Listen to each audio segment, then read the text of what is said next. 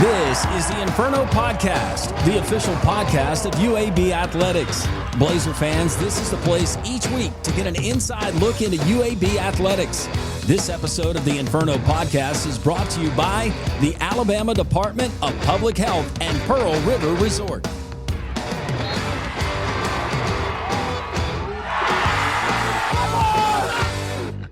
Welcome into the Inferno Podcast. It's episode 24. Landrum Roberts. I am your host. This week in UAB Athletics, it's always brought to us by our friends at Legacy Credit Union, the official credit union of UAB Athletics. UAB soccer coach David Lilly is going to be sitting in. He will describe what he saw in season number 1 under his leadership. We'll take a look at off-season program and as well the 2025 season, a sneak peek ahead. One of his standout players, defender, a local product, Alan Melendez, is going to be sitting in our Student Athlete of the Week segment. And, of course, a fan favorite, the Lightning Round. All of that and more. Episode 24, The Inferno, starts right now. Trent Dilfer here, head football coach of the UAB Blazers. I want to tell you about my friends at Legacy Credit Union. Legacy began as University Credit Union in 1955 and remains committed to UAB faculty, students, alumni, and fans. Not only do they support the Birmingham community, but they are also proud sponsors of UAB and UAB Athletics. Visit legacycreditunion.com and find out why you should become a member today. The Inferno Podcast, Blazer fans, we've made it really, really easy for you. There's a lot of different ways that you can consume this podcast each and every week, and we certainly appreciate you doing that. But you're going to appreciate it because we're going to keep you up to date on everything going on within the athletics program, the green and gold. YouTube, it's pretty simple. At Inferno Podcast UAB, like, subscribe, ring the bell, tell your family about it, your friends, your neighbors, spread it around the office. This thing is going to catch fire, literally. Appreciate you joining us there on YouTube. But also Instagram, you can find us Inferno_pod on Twitter, or the X if you prefer, at InfernoPod_UAB. On Facebook, that's kind of the OG, right? UAB Athletics. You can find it there on Facebook. And, of course, you can go to UABsports.com. We got links. We got all different ways. There is no excuse for you to miss the Inferno Podcast. As UAB athletes, there's nothing we like more than the reward of pride. Around here, we say we win as one. One. And to keep cheering for the green and gold. There's one thing we need from you. Ask your doctor about an RSV vaccine. And help protect everyone. Our littlest Blazers and our most seasoned fans are most at risk from RSV. Ask about your RSV vaccine today. So we can all stay in the game. And win as one. Welcome back into the Inferno Podcast. This week in UAB Athletics, it is always brought to us by the Alabama Department of Public Health to help protect all UAB fans. Ask your doctor about your RSV vaccine today so we can all win as one. Well, winning is what is happening with Andy Kennedy and the men's basketball program. They win their second straight over the weekend as they knock off Charlotte in convincing fashion, 96-78. Yaxel Lindeborg, another double-double, 22 points and 14 rebounds. But how about A.J. Vasquez, who joined us just a couple of weeks ago on the Inferno? 7th time in his UAB career that he's gone 25 points or more. He has 26 points versus Charlotte. It was welcomed. Coming up next for the Blazers, they travel to East Carolina on Tuesday as they take on the Pirates with a 7 o'clock tip there. Meanwhile, the news not so good for Coach Randy Norton and women's basketball. They fall on the road in New Orleans to Tulane. But next up, they got a chance to redeem themselves. They're going to host Charlotte Saturday, 2 p.m. the tip at Bartow Arena. Women's golf, they open their season with a win over Samford. Go Blazers. UAB Rifle, it's culminating, the season coming to a close, but another great performance versus North Georgia. Coming up next, got the SoCon Championship this weekend, Statesboro, Georgia, on Saturday and Sunday as well. Women's tennis, unfortunately, fell in Starkville over the weekend at Mississippi State. Next up, they got North Florida coming up in Auburn on Saturday with first serve scheduled for 11 a.m. Track, the UAB Vulcan Invite comes up this Friday, February 7th at the Birmingham Crossplex. Softball getting their season started Mobile, Alabama, the South Alabama Invitational. First game on Friday. Blazers take on Northwestern State at 11:30. Then the Blazers take on UIC at 2 p.m. And then Saturday they'll take on Murray State as well. And you got men's tennis hosting Sanford coming up on Friday, February 7th at 2 p.m. There's a lot going on, Green and Gold Nation. That is what's happening in UAB Athletics. Coming up next, our Coach's Corner. Coach David Lilly, UAB Men's Soccer's The Inferno podcast continues. UAB Soccer, a few more wins last year. Of course, David Lilly, his first year in 2024 as a head coach of the Blazer men's soccer team. Coach, welcome into the Inferno. How are you? We are good. Thank you for having me. That is a very deep Southern accent that you were speaking with this morning. 20 years of experience with Southern states. So, sound very Southern at this point. Very, very Southern. You know, they say, some people do anyways, that the Southern accent is the closest to the King's English. Maybe. I don't know if you've ever heard that. I haven't heard that. No, there's a lot of Scottish and English and Irish people that settled over here, so they say that accent's apparently a reflection of that, but I don't think I sound very Southern at times. Coach, do you get it a lot? I love the Scottish accent. I think that, and it's one that I can't perfect or replicate, and I try to do that with impersonations and different things, but it's one that I can't quite do because I'm doing injustice to the accent, but it's a beautiful accent. I don't know if you've ever been told that by another guy, but it is. It's a beautiful accent. Well, I've been told if you just put a few marbles in your mouth, you're able to replicate it pretty well. Okay. Makes it easy. Well, first of all, this is the first time that we've met, and you were here this last season taking over the men's soccer program, and things are on the rise as far as, or the pitch, I should say, with UAB soccer.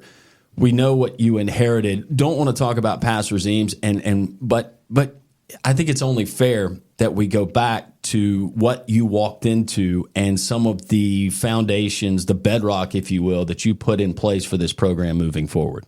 Yeah, I mean, it was it's pretty natural cycle of a program. Like, this is my third time taking over a program as a head coach, and usually when I'm taking over, it's because it's went through a cycle where it might not have been achieving at the level it wants to.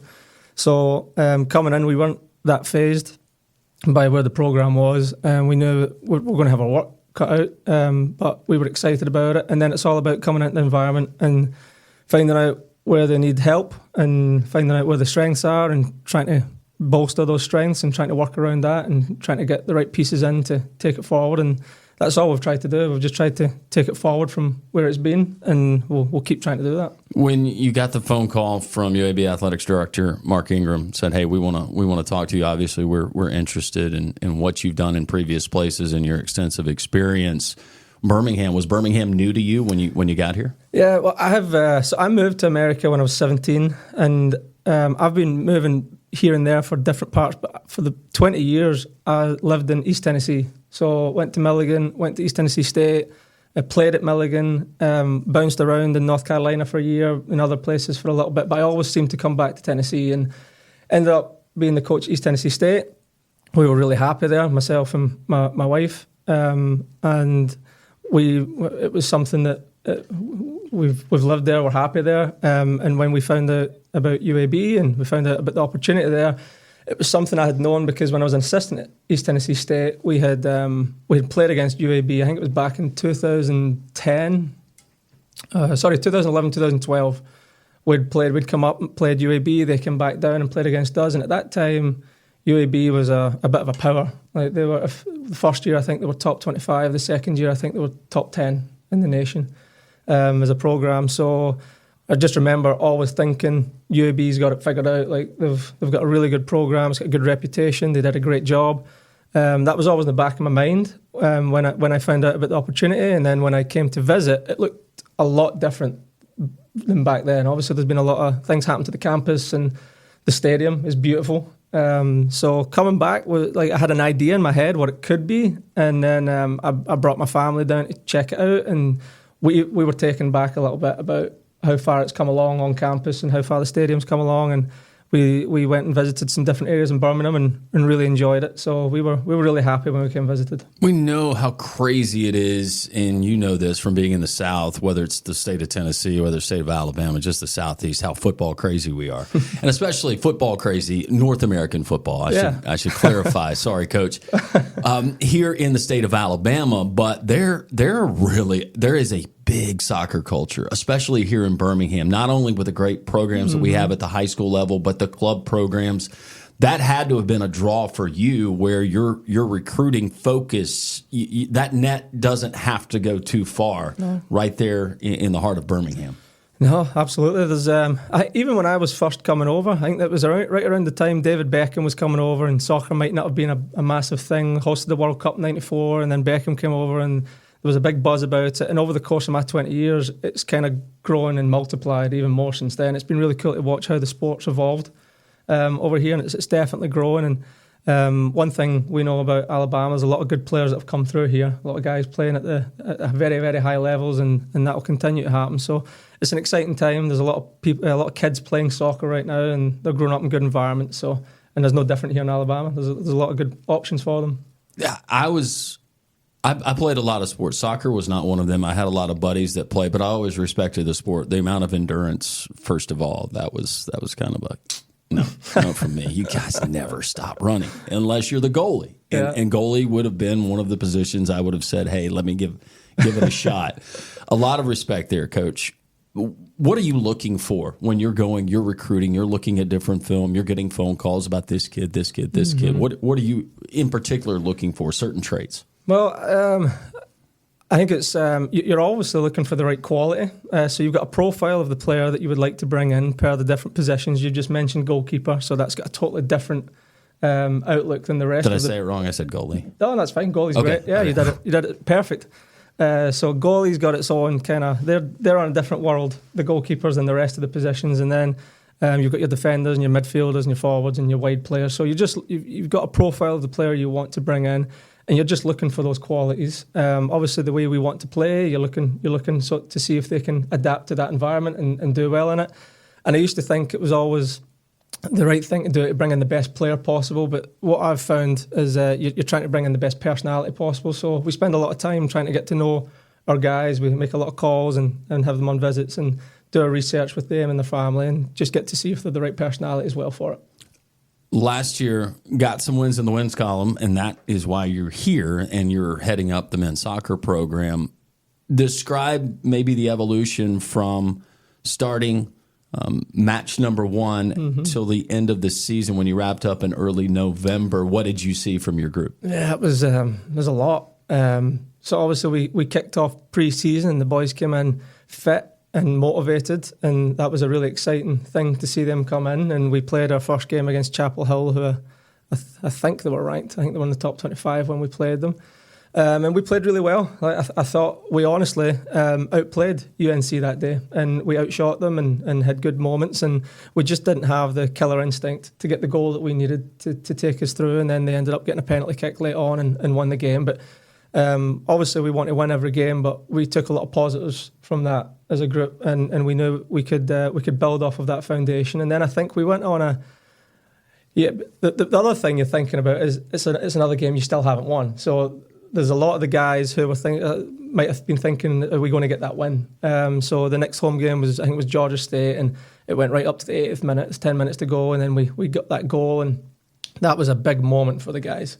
They had really been working on trying to keep their mental state of mind in a really good place and just keep pushing. And obviously we want to win every game, and we want to play well in every game, but it's not always a guarantee. So it was really nice to get that goal and get that win, and then a lot of belief started to surround the group. And we went on a period where we probably went, I think it was 7 or 8 games where we didn't lose. And obviously that's not the goal, but we went on a period where we were difficult to beat for sure. We got more confidence in different areas, and got a big win against Louisville. Went to Louisville and had to battle some adversity when they got an equaliser, and ended up getting on the other end of it right after that with a winner again.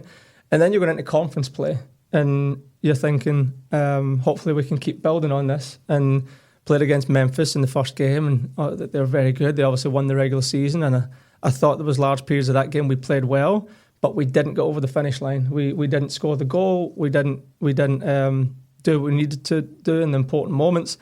And then we started that conference season off with a loss, and then a little bit of the mentality of, are we going to do this again? Is it the same old? We're trying to find our next win again, and that was probably the most disappointing part of the season at that point, because we ended the season nowhere near as strong as we would have wanted to. In fact, we didn't start the conference. We won against FAU in the first game, apologies, and then we went to Memphis after that.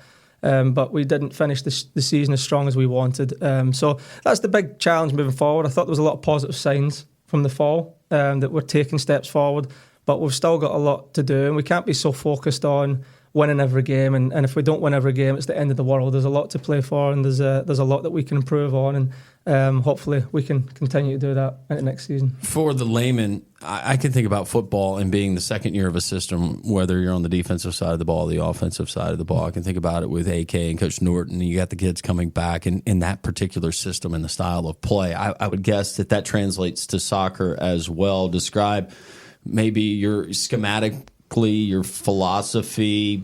Just help me out. Yeah, no, a lot of people like to separate attacking and defending, and it's pretty natural when you're describing it, but we kind of focus on it all being connected. So I guess first and foremost, one of the principles we tried to get through to the guys was having a lot of intensity with our press and with our defensive actions.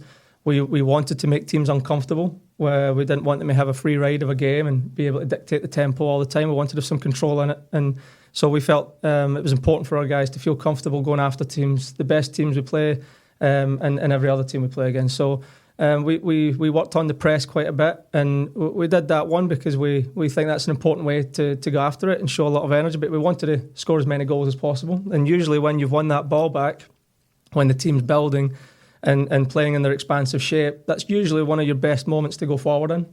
So they're a bit vulnerable in that moment. So we did a lot of work on our press and defending and getting organised and working together with that, and then our reactions to winning the ball going forward. And one thing we've also tried to recruit for and also work with the guys on is having the intelligence to understand, can you go forward straight away and should you do it, or can you put your foot on it and move the ball and look for another moment to go forward. So not possession for the sake of possession, but looking for a good moment to go forward. So that's something we've also been spending a lot of time on, picking those moments, when to go forward, when to put our foot on it and have some control in the game. And to get over the finish line, that helps you win games. Those moments help you win games, and I think that helped us over the finish line in a lot of games this year. But it's also really important you're passionate about, like you said, keeping the ball at the back of the net and focusing on the defensive side of it. So I think the guys have done a good job trying to focus on those moments, and the reactions have got better. One of the things I'd say that we had to work on quite a bit was, like I said, it was the end of the world sometimes when we concede a goal or when we'd lose possession, we'd lose our focus quite a bit. And I think the guys have done a great job just getting on to the next action and just making sure we're getting better in each moment. You said recruiting, the core of the group as it stands right now, and I know with transfer portal that makes things a little bit different, but your roster retention, what's coming back next year, do you feel like you got a good core and a lot of that group that was with you in season number one? We do. We got a good group. It's a young group right now.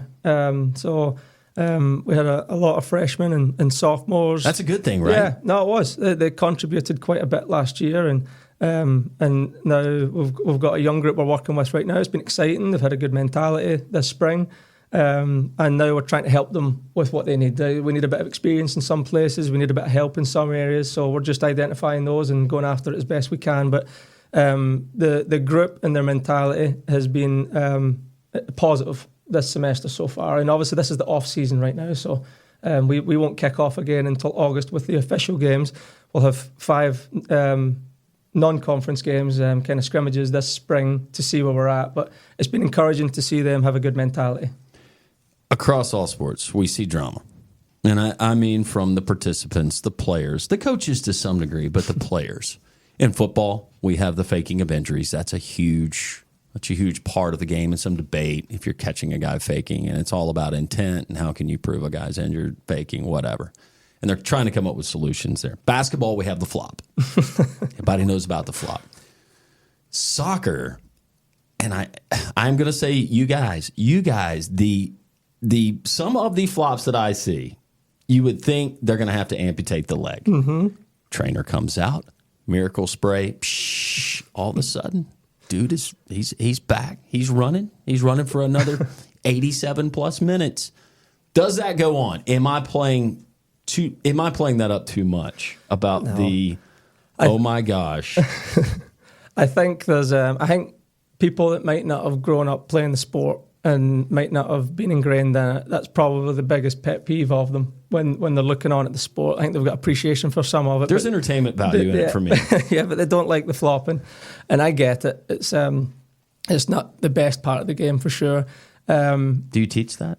We definitely don't teach it.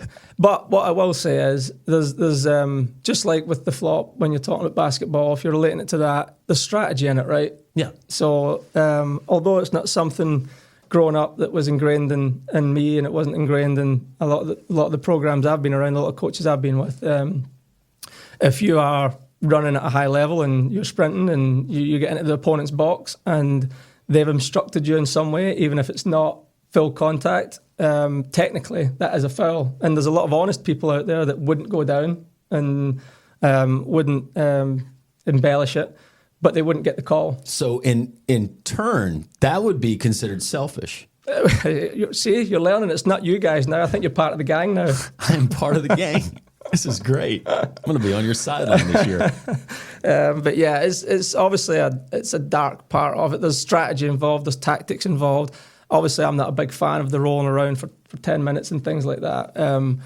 But there is a reason for some of it, and we definitely don't practice it as a group. But there's definitely strategy along with it, and it can be frustrating at times. But it's just part of the game. So now that you've enlightened me on some of this, you're down 1-0. Mm-hmm. I said that right. Yeah, 1-0. Okay. See, you're down 1-0, and it's late. And you realize, you know what, we have not had that many flops or injuries, so what does injury time look like? Are you conscious, or not you, your team conscious of that? Like maybe it'd be a good time to fall down to maybe build some extra time? There's definitely parts of that goes on. Because it's brilliant if that's the case. In some teams. No, but that is a strategy. There's definitely teams that will, and you see it in the highest level, see it in the Champions League, see it in the Premier League, you see teams really take advantage of those moments where they're down for a little bit longer, or they even just go down when there's no one around them because they know the game's got to stop. That helps the team manage it. We wouldn't necessarily encourage our guys to do that. We would encourage them to manage the game in different ways. So where do we want the ball to be in certain moments? How can we take advantage of the game? We'll talk about it as a team, ways that we can slow the game down, ways that we can speed it up and get that second goal. There's different strategies different coaches will have. But going down and for 5 minutes here and there is not something that we would be encouraging to do. I've almost gotten rid of all of my pedestrian questions for you as someone who has just watched soccer. I watch the World Cup, and when the World Cups are on, I'll dial in. I'll be watching UAB soccer. Now, go Blazers. But when a red card, a yellow card for a player, is there a fine line for you? Because I know with some coaches, doesn't matter what happened, you get a tee, we're going to have a problem. It's okay for the coach to get teed up or to get the 15-yard foul, or for you, Coach Lilly, to maybe get a yellow card. How do you view that with your players? Well, you've got a good guest coming on next that can probably give you some good insight on that as well, and Alan Melendez, he'll have some good insight. But yeah, yellow cards and red cards are part of the game. You could be doing something totally honest and get a yellow card. It's not something that is... Sometimes people outside the game think if you're getting a yellow card, you're doing something dishonest. It's not the case. So you could have been going for 50-50, something goes wrong, you get a yellow card, and you can get two of those just as easy. So you've got to be smart about what tackles you go into, what fouls you get yourself into, because that can accumulate and get a red card. And even some red cards can be totally honest as well. It doesn't necessarily mean you're doing something dirty. So we kind of take it on a case-by-case basis. We obviously want our guys to be smart and not put themselves in positions to be in red cards, but we also train what happens when we're down a man. So it's something it's part of the game. You've got to, even if it's not a red card, some guys might get an injury, they're out for periods, and you're down a man for that. You might be down two men. It's part of the game, and it's something that we must train. It's, like you said, there's adversity, there's challenges in games, and if you just blow up or you lose your composure because of something like that, then you're going to be in for a tough game.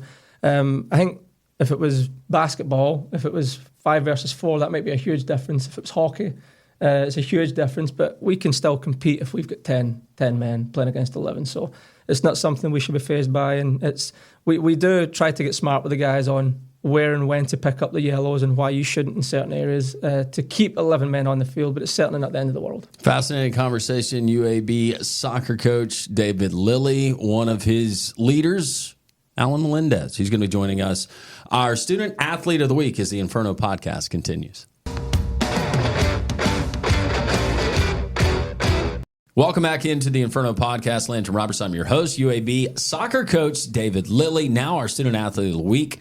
He is a local product out of Spain Park High School. Fine program there with the Jags over in Metro Birmingham, Hoover to be exact. Alan Melendez joining us. Alan, welcome into the Inferno. How are you? Good. How are you? Good. All right, let's get right to it, Coach. We were talking about yellow cards, red cards. He said the guy that we're going to have on, meaning you, could explain a little bit better about differentiating and how that is viewed by your head coach. Take us through that. Have you accrued a few in your career? Yeah. Are you known as that guy? I was last year. I like you already. Last year, I started the season off with a red card. First ever collegiate game. Freshman year, obviously, I was out. But yeah, first game, I just... What'd you do? Take us through it. So there's this kid. It was off a corner. Sounds like a punk. Yeah, he All right. was. All right, go ahead. But he comes in behind me, just shoves me, gives me a little shove. And so once he gets in front of me, I give him a little trip. And he, starts rolling, exaggerates it. The linesman saw it. Who would have guessed, right? He saw it, and he was like, give him a straight red card. And then, I was just sent off. It's hard just because, at that moment you feel like you let the team down. It's a tough one. But, yeah, What was your head coach's reaction? Well, it wasn't with him. Oh, it was not? Year, okay, I'm sorry. It wasn't with him that year. But, it was just disappointing. It's a tough one. How does he react? It depends. I got a yellow card last year because I lost my head. And that's something that he's not okay with. Losing your head is the one that I think will get anybody mad, Just because we focus on that so much as a team, keeping your composure and all that. But yeah, I think I got subbed off that game. I think just to cool down a little bit, and then I was right back in it. Alan, take us back. You meet your new coach. After the 2023 season, we have the 2024, and Coach Lilly comes in. Describe maybe that first meeting and maybe the anticipation, the expectation, and then learning about Coach and what he's instilling in you guys. First meeting was amazing. I think off the bat, we kind of, as a team, some of the guys knew that we were in good hands, Once we talked about goals and, the way we wanted to play, all that stuff, I think we were all happy that he was here, And just like he brought in a new culture, set new standards, And that's something that we were all excited for. What is some of the culture, the standards that were new for you guys or just different for the team when Coach Lilly and staff came in? I think just, I think back then we were so scared of making mistakes, and mentally most of the guys weren't there. But now when they got there, it was like, it's not that big of a deal as long as you react in a positive way, And so I think guys slowly just started feeling more comfortable. The game for us just started being more enjoyable, and everybody would just start feeling happy. It was amazing. Coach, we hear that, and I would have a high school coach, a football coach, say, if you're going to make a mistake, make it going full speed. Yeah. Right? Well, mistakes are part of the game. Like, you're going to make mistakes, so you may as well embrace it. And I think if you play with a fear of losing, then you're not going to be able to play at your best ability. So as long as we embrace mistakes and we try to do it the right way and we respond the right way, then I don't think there's any problem with mistakes. I think it's just something you can't be so focused on winning, and you can't be so focused on the fear of losing. I think you're just trying to make sure that you're playing the best you can and you're responding the best you can. What does your weekly routine look like now in the off season? And I realize that it's 12 months that you guys, whether it's a schedule that's in the late part of summer that goes into what we call the fall, and I guess technically it would be, to what you're doing in the colder months and some of the other months. In the spring specifically right now, it's a semester where you get to work on yourself a lot. Physically, that's the main part. Physically, I'd say, getting bigger, getting faster. Obviously, we have some some games coming up where more tactical stuff, fitness, this and that. That's usually how it is. Right now, it's practice at 10 in the morning, lift at 4 every Monday, Wednesday, Friday. But yeah, it's more, spring is just more for us as a team, just to get bigger, faster, and work on ourselves. Is there a particular drill it's good for you, but you hate to do? Probably most of them. That's kind of tough. I love me some 21 possession, Okay. Love me some 21. It's kind of tough for me right now just because I've been out for a bit. Anything with a ball, he loves. Yeah. That's pretty standard for the guys. Right. They love being on the ball. Yes. I can understand that. No fitness. Anything with the ball sounds really so good. If we need to work on something that's the focus is not on the ball, we need to distract them with the ball so they know that they're going to have fun with it. How much, as far as running, are we doing? I realize we're probably doing wind sprints, but as far as endurance runs, what does that look like? It's pretty good. How many miles? It's more like 800 meters, 800 to 1,000 meters. I've learned that over these couple of weeks.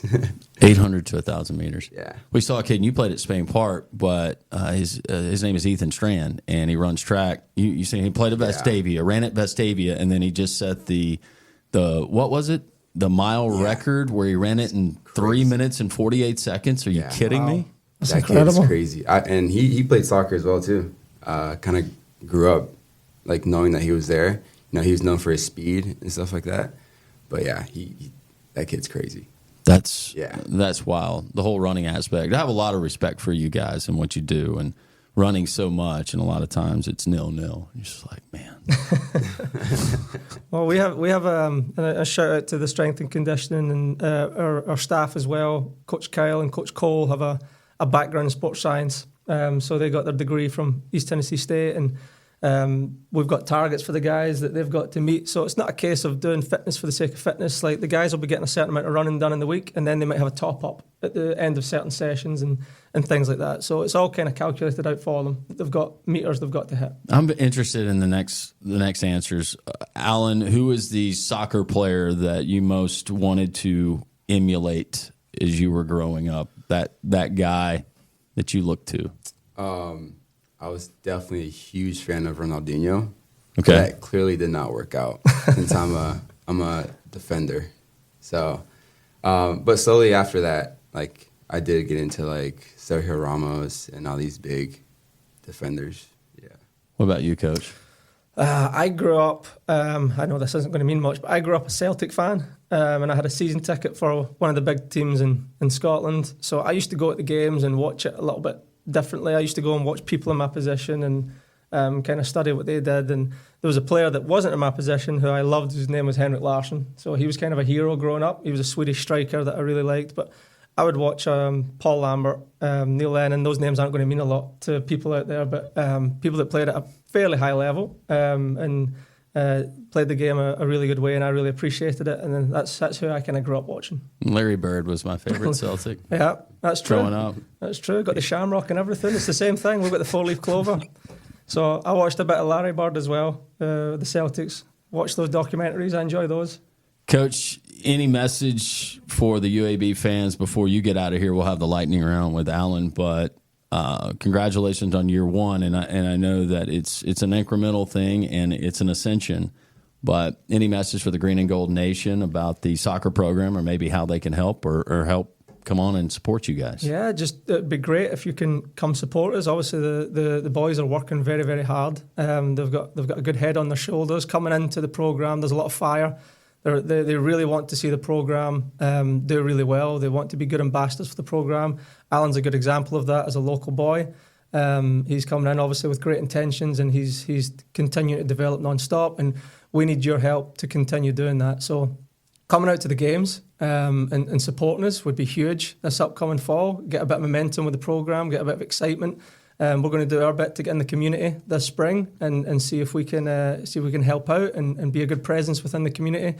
And then obviously if there's ways that you can contribute financially, it really helps us keep our staff. It really helps us give these guys a great experience moving forward. So yeah, we're working as hard as we possibly can to make everyone proud, and anything you can do to help support us would be great. Well, you just added a fan. I'm awesome. a fan, and I'll do whatever the team needs me to do. Terrific. If you need me to heckle, that's fine. We've got some sprint work today, so I've got some boots for you if you want to come. Do you have a stopwatch? I'll time the guys. I'll write down times. Would that be good? As I drink my coffee and I sit in my easy chair. You're all set. Coach Lilly, thanks for joining us. Thank we you. appreciate it. Very nice to meet you. We continue. That's Coach David Lilly. And we have the lightning round coming up with Alan. Is he ready? I hope so. The Inferno podcast continues. The if in life. It's a world of possibilities. If you go for a night out with friends. If you can keep an eye on your money along the way. If you know you have overdraft protection with no fee transfers from savings. When you get a low balance alert, it's easier to say yes to fun. If that sounds good, try Regions Life Banking. Stay ready for the if in life. Regions Bank, embrace the if in life. Welcome back into the Inferno podcast. It's time for our lightning round. It's our student athlete of the week, Alan Lindez. He's defender for Coach David Lilly, UAB men's soccer. You feeling good, Alan? How are you? Yeah, I feel good. I feel amazing. Are you thinking about the training that's going to take place later on today? Are you dreading anything? Nah, I enjoy it. No, you did. It's enjoyable. Yeah, anything with a ball, right? Anything with a ball. All right. We do have the lightning round coming up, but we were just kind of talking with Coach here, but some other things that you really enjoy about not only being a student athlete, whether it's UAB, and we're glad you're here, but just part of that life and that culture and what you've really enjoyed in your time. Honestly, just being around with the guys, lifting and stuff, it's all enjoyable. At first, they're teammates, but slowly they become family. It's amazing. They make everything enjoyable. Lifelong friendships, too. Oh, for sure. This is the lightning round. There's no wrong answers. Gotcha. There are some that are better than others. And we do compare you to your brothers and sisters in the athletic department from various other sports. So you want to represent football.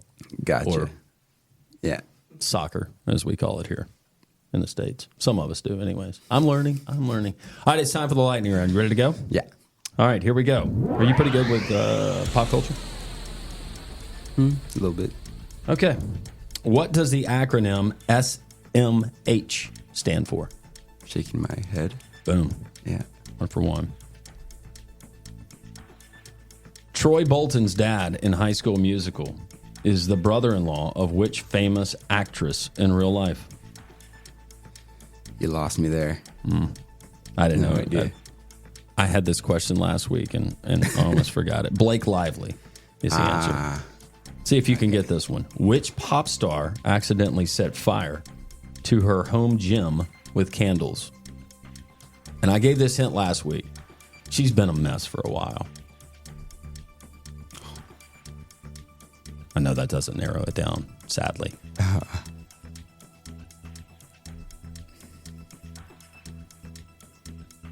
Pop star accidentally burned down her home gym with some candles. Oh, I feel like I've heard about this. Let me looking over here. Saw what you did there.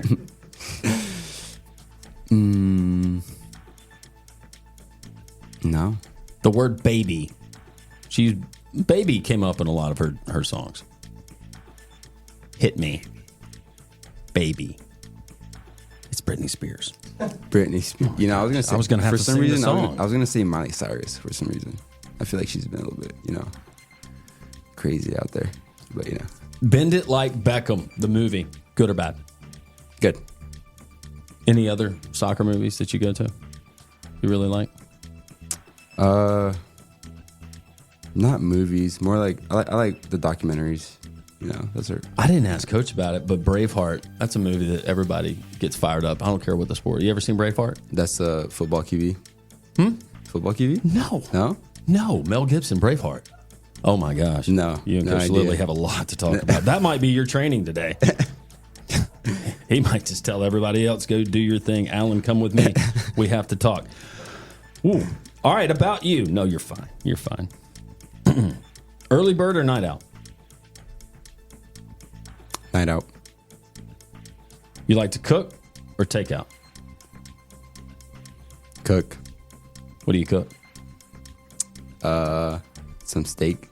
Steak? You have a particular kind? Nah. Petite filet, T-bone? Nah. It's all good? It's all good. What are you working with as your side dishes when you get steak? Mashed potatoes. Mashed potatoes. Some asparagus. Mm-hmm. Come on. Yeah. Oh, that's good. That's a good answer. Most hated chore? Probably doing my clothes. That's probably something I don't enjoy. Yeah, clothes stink. Yeah. It doesn't get any better either. Yeah, it doesn't.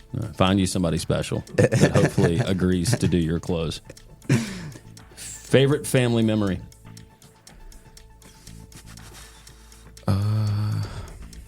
Birthday party, vacation.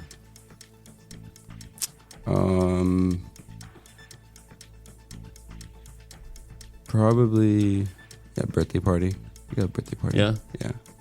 Did you have a superhero that you were a big fan of growing up? I guess Superman. Yeah, Superman. Yeah. See, that was mine. Yeah. It's just generation to generation. Superman never gets old. What is the hardest position to play in soccer? Your opinion?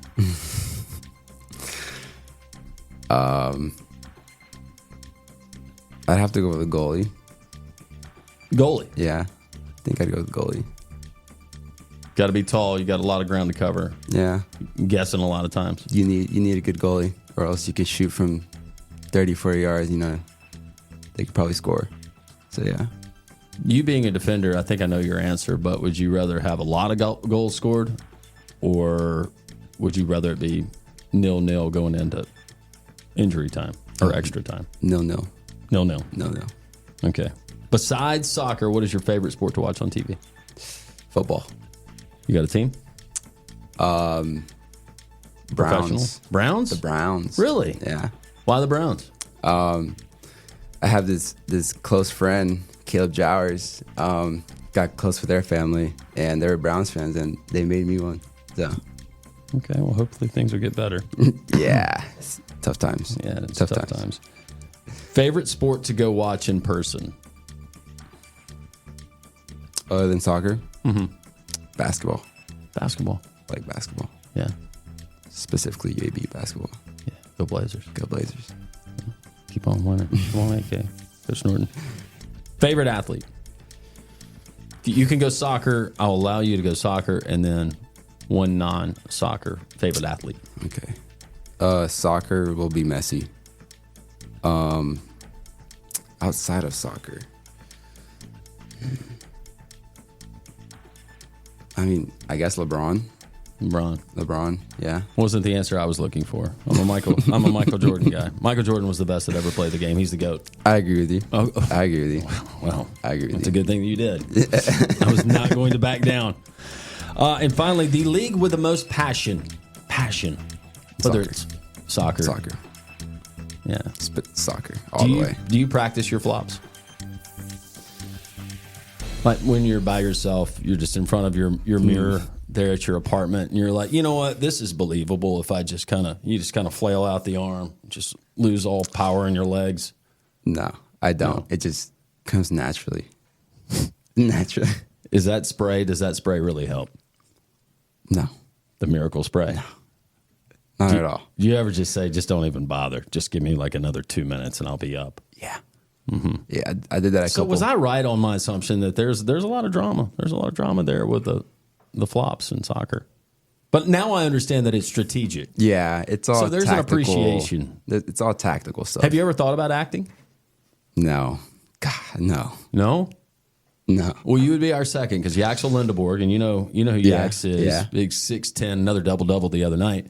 But he actually did his impersonation of Joker from the movie Joker. And it was great. It was spot on. Do you do any impersonations? No. You don't want to try? What about accents? Can you do Coach Lilly's accent? No, I can't. I can't. I can't. Nah. Okay. No, I can't.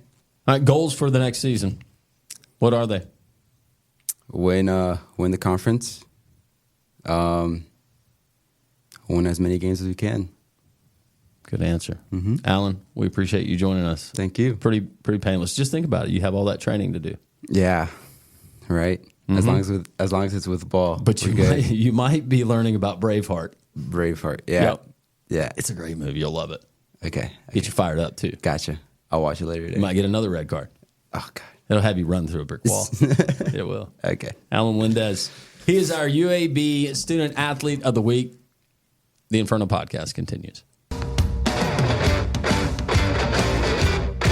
That's going to do it. Episode 24 of the Inferno podcast. We appreciate UAB soccer coach David Lilly. Also, Alan Melendez, our student athlete of the week. And as always, our producer and really the brains behind the operation, Molly Robinson, for putting all of this together. Once again, go to uabsports.com. You can find all the events happening within UAB Athletics, all the latest news, and there's a link right there at the very top of the page. You can subscribe to this very podcast. Multitude of platforms. We appreciate you viewing it on YouTube. Ring the bell, recommend, share with friends, family, church members, just random passersby. See Inferno Podcast. This is the Inferno Podcast, the official podcast of UAB Athletics.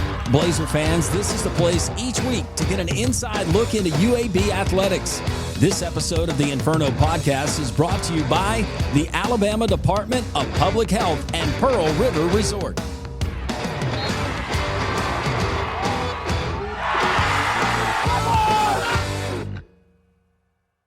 This has been a special presentation of Tony Kurre Radio.